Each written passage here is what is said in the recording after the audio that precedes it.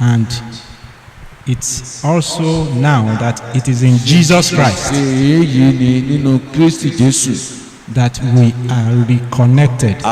ní àríwá àsowápapọ̀ padà. And so I can say that through Christ, nípasẹ̀ Kristi as believers, gẹ́gẹ́ bí onígbàgbọ́, we have access to mercy, a ní ọ̀nà sí àánú, to grace, sí oore ọ̀fẹ́, to favor, sí to goodness, ojúrere, sí oríire, to comfort, sí ìgbádùn, to love, fún ìfẹ́, and to help. fún ìrànlọ́wọ́.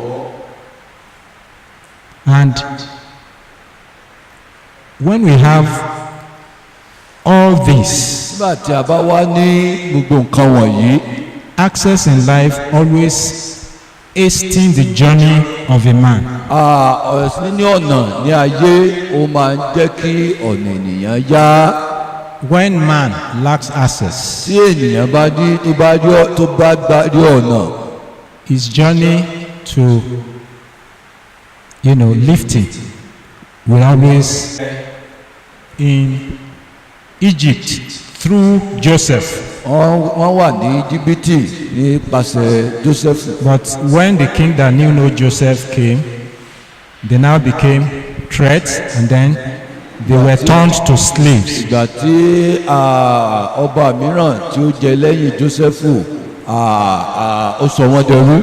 And don't forget that God had told Abraham. má gbàgbé pé Ọlọ́run ti sọ fún Abrahamu. He took them there. ó mú wọn lọ síbẹ̀. He will also bring them back kó òun yóò mú wọn to the land that he promised him. sí ilẹ̀ náà tí ó ti ṣèlérí fún wọn. And there níbẹ̀ we saw that the Pharaoh then a rí i pé Pharaoh never wanted them to kò leave. fẹ́ kí wọ́n lọ. And it started the first plague, second plague, ultimately the final plague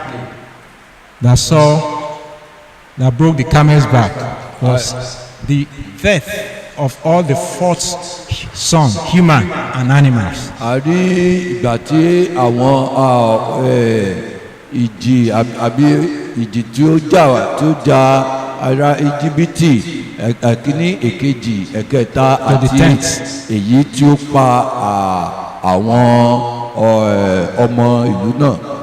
And hastily they were checked out, but prior then the mark of the blood of Jesus. ní kó tó di àkókò náà àmì ẹ̀jẹ̀ Jésù. Of course, it was just a replica of Jesus that was to come. It was the blood of bulls then. ó jẹ́ ẹ̀jẹ̀ ewúrẹ́ ní àkókò náà, ṣùgbọ́n ó jẹ́ àmì ẹ̀jẹ̀ Jésù. And where I'm going is, ibi tí mò ń lọ náà ni, when Moses àti Mósè crossed the Red Sea and they were to proceed further, tí wọ́n cross Moses told God, if you will not go with us, I will not go. Mósè sọ fún Ọlọ́run, tí ò bá ní bá wa lọ, àwa náà a ò ní kúrò níhìn-ín. And what God told Moses was, my mercy will go with you. nítorí Ọlọ́run sọ fún Mósè náà ni wípé àánú mi yóò máa bá yín lọ. Where we read in 4:16 says, let us come boldly unto the throne of grace. Ibi tí a kà yẹn ní Grace and ó truth. kún fún oore ọ̀fẹ́ àti Grace òtítọ́. and truth. Ó kún fún oore ọ̀fẹ́ àti òtítọ́. Grace is an bá a ṣe ń fi jẹ́wọ́ rẹ̀ ní gbogbo ìgbà yóò wá sí ìmúṣẹ. as we walk in it, bí a ṣe ń ṣe ṣiṣẹ́ lé it will lórí, lead us to where God intends á us. mú wa dé ibi tí Ọlọ́run fẹ́ kí a dé. And as we came down to Genesis 6, bí a ṣe sọ̀kalẹ̀ sí Genesis orí after ìkẹfà, the first world was destroyed with flood, lẹ́yìn ìgbà tí ayé àkọ́kọ́ tí a parun nípa omi. 8 verse 6, please can you 6 verse 8. Orí ìkẹfà ẹsẹ̀ kẹjọ, ṣùgbọ́n Nóà rí ojú rere lójú Olúwa. Thank you. What Noah found was grace. ntí Nóà rí ó jẹ́ ojú rere. For Moses, it was mercy. láyé tí Mósè ó jẹ́ àánú. For us, for Moses, for Noah, it was grace. Fún Nóà ó jẹ́ ojú rere.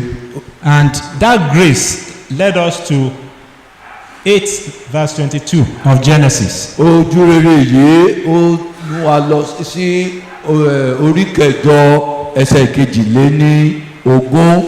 Níwọ̀n ìgbà tí ayé yóò wà, ìgbà irúgbìn àti ìgbà ìkórè, ìgbà òtútù àti ooru, ìgbà ẹ̀rùn, ohun òjò àti ọ̀sán àti òru kì yóò dẹ́kun.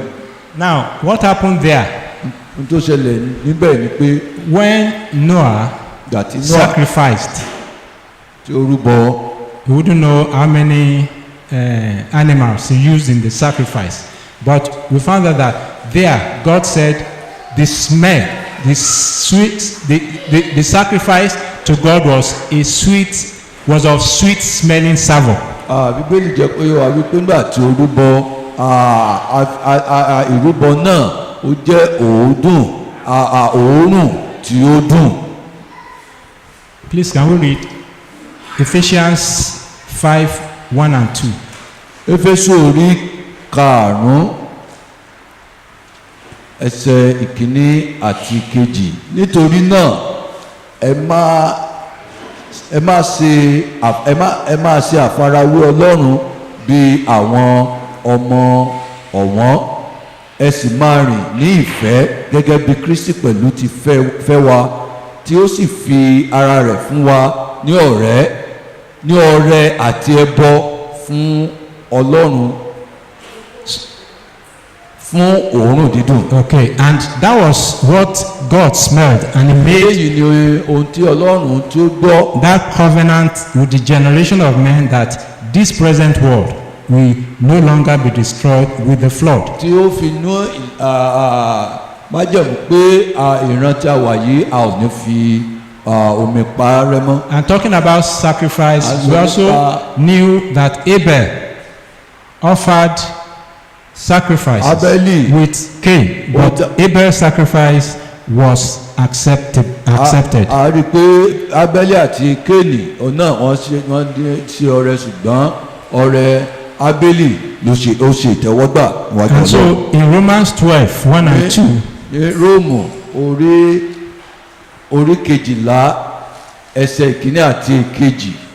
We are also demanded to offer our bodies. A ń béèrè lọ́wọ́ wa kí a jọ̀wọ́ ara wa fún Ọlọ́run ní ẹbọ àyè mímọ́. Nítorí náà mo fi ìyọ́nú Ọlọ́run bẹ̀ yín ará, kí ẹ̀yin kí ó fi ara yín fún Ọlọ́run ní ẹbọ àyè mímọ́ ìtẹ́wọ́gbà, èyí ni iṣẹ́ ìsìn yín tí ó tọ̀nà. We sang yìn Olúwa àti ohun gbogbo tí ó wà nínú àwa akọ àpéjà